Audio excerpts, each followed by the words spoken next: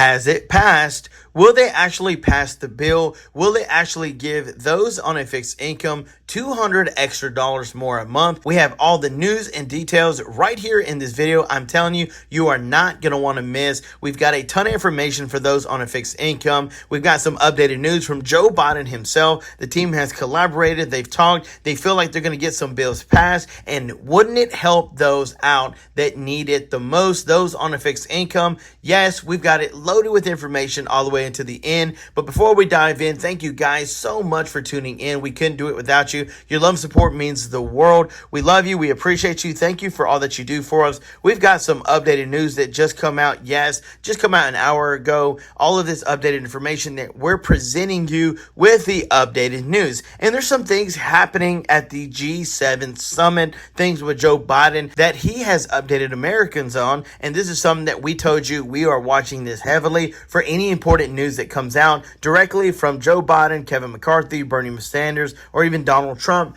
It's our job to make sure you know exactly what is going on. So with all that being said, let's dive onto the screen. If you want a chance to win a $25 gift card, make sure to join the family by hitting that subscribe button. So Biden actually came into some confrontation with one of the actual reporters. And the reporter simply was just asking about the debt ceiling crisis that was happening in America. So right here it says Biden tells the reporter to shush up as he tries to calm debt limit fears at the G7 summit. So again, I'm not the only one who has enough sense to think that, hey, your country's sinking. What are you doing here? As I mentioned yesterday in the live stream, it's like we're on the Titanic. We hit an iceberg, the ship's going down, and all of a sudden we see Joe Biden leaving the ship in his own personal boat. Well, what about everybody else that was on the boat? We're sinking and he's taking off. Doesn't make any sense, but let me know what you think about it down in the comments below. An irritated President Joe Biden told a reporter to shush up Saturday as he tried to calm jittery ally fears that his White House will fail to reach a debt limit deal, potentially plunging the U.S. and the world into economic crisis. Not just the United States alone, but the world. Wow. How much weight would be on your shoulders? Do you really think I would be out of town with all of those responsibilities? Wouldn't do it. It's crazy. We've got to get this thing resolved. He said, I still believe we will be able to avoid a default and we'll get something decent done. Biden told the media as he sat down for the bilateral meeting with Australian Prime Minister Anthony Albanese during the G7 Economic Summit in Hiroshima, Japan. This goes in stages. He said of the negotiations between the House Republicans and the White House, hours after Friday's talks broke down, dashing hopes for a smooth resolution of the budget. But Biden snapped when an Australian reporter tried to interject. He said, shush up, okay? He scolded before launching into, I've been in these negotiations before. What happens in the first meetings weren't all that progressive. The second ones were. The third one was. And then what happens is the carriers, go back to the principals and say, this is what we're thinking about. And then the people put down new claims.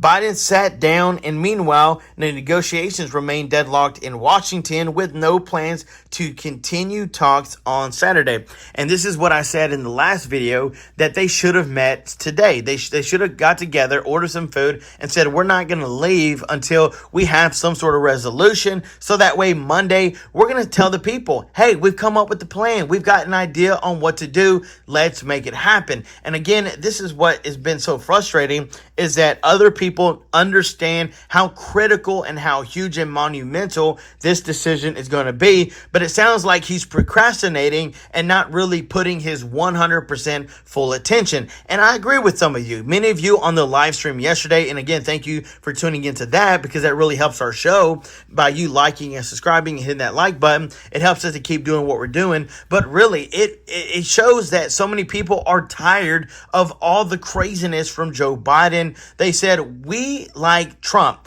We want Trump back, not because he's the best person ever, not because he's got all the answers, but because he loves our country and he puts our country first. And you can't blame him for that. I mean, really, There's so many things that are going on that could potentially hurt millions and millions of Americans. Our country border is terrible. Many people, I think I heard last week that 10,000 people had come over. They don't know who's coming over. They can't track them. They're not in the system. They're not tagging them. You don't know who's coming over. So let alone every day, there are thousands of people coming over that border, and there's not been any security. They're not building the wall back. There's not been anything being done to help minimize the people that are coming over illegally. And again, it's like, what are we doing?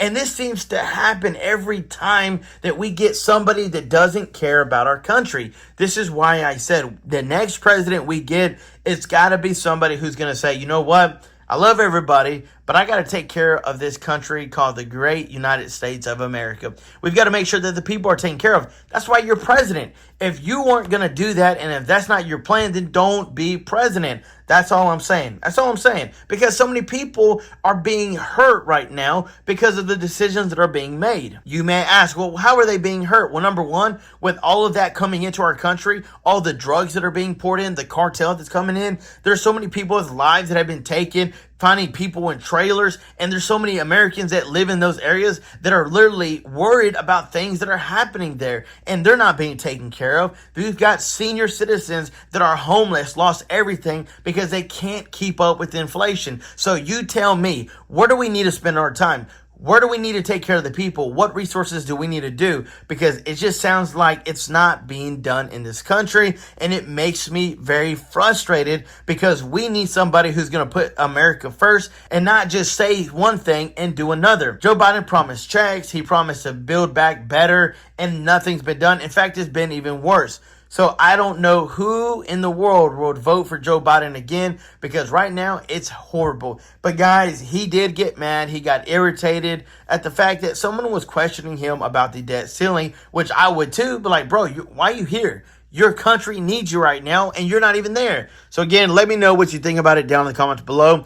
Maybe you didn't catch it in our first video, but we have a list of several states that are announcing plans to issue out inflation relief checks this year to their residents. Yes, we've got the updated information right here for you. So if you missed it, don't worry. We're going to tell you the states right here. So beginning with California, Colorado, Maryland, Massachusetts, New Mexico, New York, and Oregon, and Vermont. Those are all of the states that are providing stimulus checks this year. If you guys have any questions or you need any help or need answers about other things, let me know down in the comments below. But guys, stay tuned. Don't forget to join the family for a chance to win. And until next time, I'm John Miro. Peace.